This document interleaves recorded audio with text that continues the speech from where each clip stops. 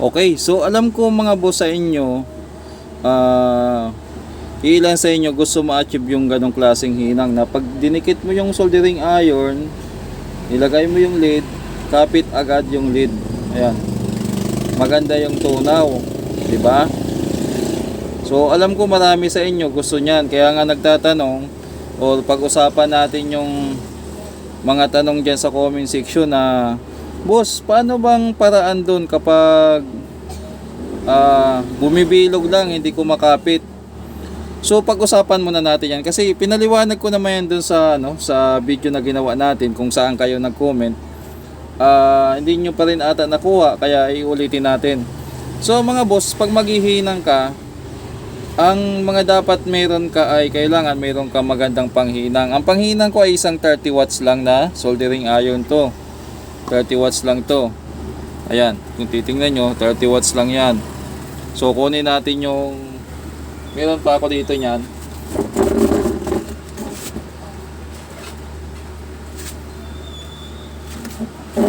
Yan, iangat natin. So ito yan mga boss, 30 watts. Ito yung panghinang na ginagamit ko. 30 watts na, ano tatak niya? Sheye. Ayan, 30 watts siya.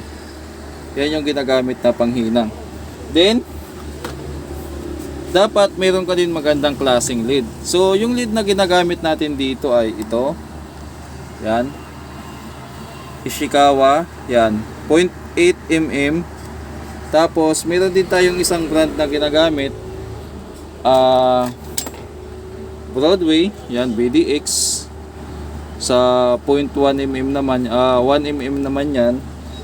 Minsan, Tamagawa din ang ginagamit natin. Yung Tamagawa, wala tayo ditong available sa ngayon. Ito naman yun.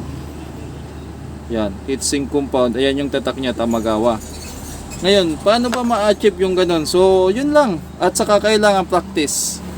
Practice lang kayo hanggang sa matuto. Tulad nito, halimbawa, ihinangin natin gamit naman itong gagamitin nating lead, yung Tamagawa. Tamagawa yung BDX Broadway. So try nga natin kung okay hinangin to. Ito lang, nabuhol yung ano natin. Tingnan nyo yung hinang. Nilapit ko talaga yung camera sa para makita nyo. O diba? Kita nyo mga boss? Ayan o. So yan yung gusto nyo ma-achieve na hinang. Isa sa dahilan kung bakit rin hindi gaano kumakapit yung hinang ay kung halimbawa katulad nito, madumi na yung pinaghihinangan nyo. So may ilan dyan nakakapitan, may ilan na hindi. Example ito, tingnan natin kung kakapitan to. So hindi siya kakapitan mga boss. Yan o, bibilog lang siya pero hindi siya kakapitan. So kailangan linisan mo pa siya. Tulad niyan no. Ito sobrang dumi na. O diba, hindi siya kinakapitan.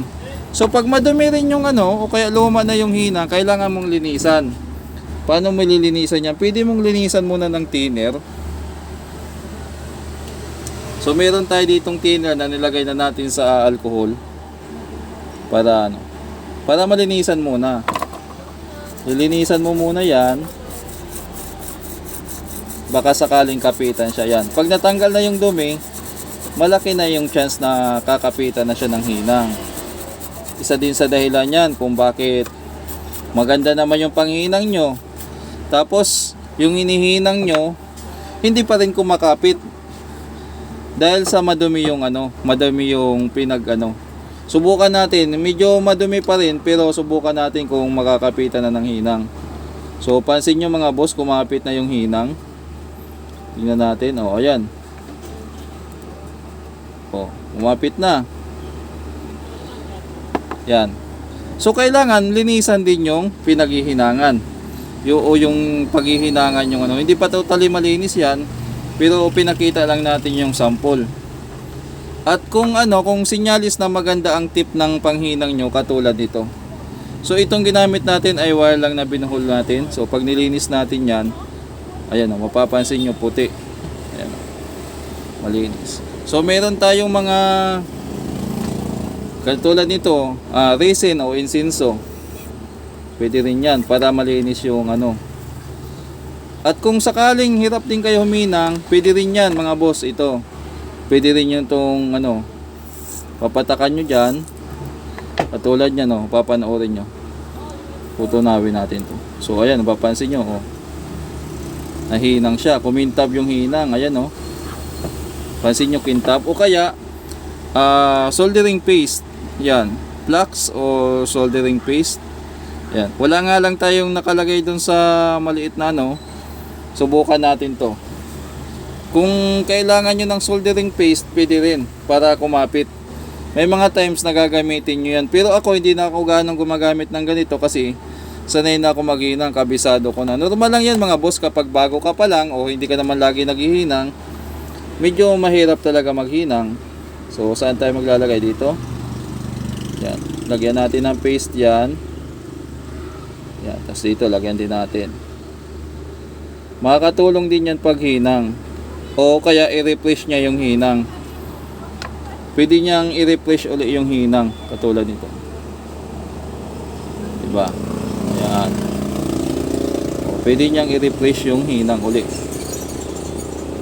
Ganon din dito. Yan. Makakatulong siya. Tapos kung manipis na, pwede rin nyo naman sabayan ng hinang pa. Ayan, para kumintab uli yung hinang.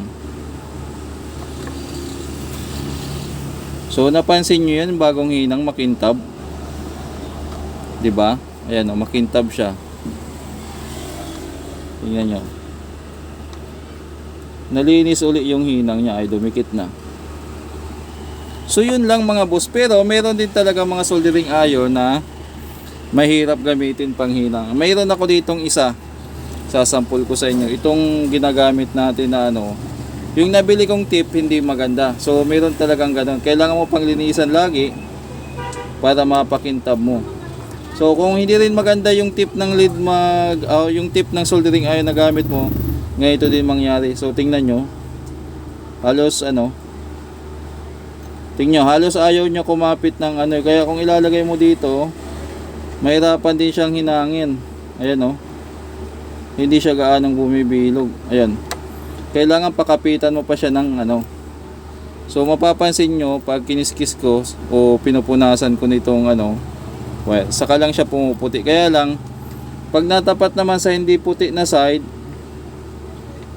iinit nga siya, matutunaw nga yung lid pero hindi naman gaanong kakapit, oh.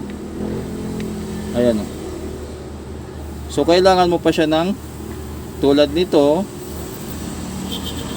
Yan, pupunasan mo siya, tapos saka mo siya ihinang ngayon. Yan, diba medyo mahirap siyang hinangin. Ayan, nahinang naman siya pero hindi kasing smooth ng ano. So isa din sa dahilan kaya bumibilog yung hinang kapag hindi magandang tip. Ito, napakapit ko lang kasi meron akong insinso at saka alam ko na kung paano i-operate yung ganitong problema. Kaya kahit ganito yung panghinang na to, nagagamit ko pa rin. Pero kung bago-bago ka pa lang sa paghihinang, tsak ako na mahihirapan ka nyan. So tandaan nyo lang mga boss, kung hihinang kayo, kung gagamit kayo ng panghinang, dapat maganda yung soldering iron nyo, maganda yung tip, maganda din yung... Ito kasi yung soldering tip kasi na to, doon ko to nabili sa Raon. Actually, yung pinaka-original niya na tip niyan, yung ganito, tsambahan din mga boss, sa totoo lang. Merong tip na nakalagay dyan na magandang klase na puti, na ganyan pumuputi. Meron namang nangingitim, tapos napupudpud agad. So nakailang palit din ako niyan ng tip, sa totoo lang. Umorder ako sa online, nadali din yung tip na in-order ko sa online, halagang 40 pesos ata yun. Nangyari, hindi gaanong tumagal. Isang linggo lang na ginagamit ko, pudpud na. May mga ginawa tayong video niyan, di ba, na i-upload na natin dito. Then pumunta ako sa Raon, doon mismo sa binibilhan ko ng ganito. Bumili ako ng replacement tip, parang 60 pesos ata ang bili ko. Yun na yun. Hanggang ngayon ginagamit ko ilang buwan na. So kailangan magandang tape, tip. Maganda rin yung panghinang nyo. Kahit ano lang, kung ganito lang naman yung hinangan nyo, mga maliliit lang na hihinangan, pwede na po dyan yung 30 watts. Hindi nyo na kailangan na sobrang taas, kasi pag sobrang taas din ng ano, matutuklap din yung PCB. Yun lang yung maibibigay kong tip sa mga paghinang, lalo na kung mga hindi ganong kumakapit. Magandang tip, ito yung Ishikawa.